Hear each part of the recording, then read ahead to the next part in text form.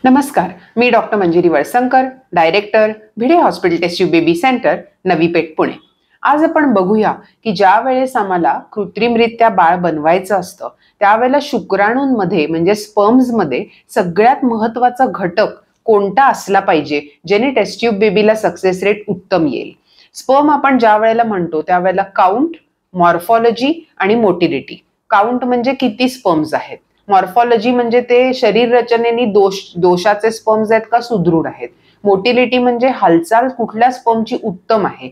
तर सगळ्यात महत्वाचा जो घटक असतो तो असतो मॉर्फॉलॉजी म्हणजे शरीर रचनेचे दोष. स्पर्म जरी कमी असतील तरी टेस्ट ट्यूब बेबीने अगदी 5 मिलियन पेक्षा कमी स्पर्मच्या काउंटच्या पेशंटला पण बाळ देता येतं.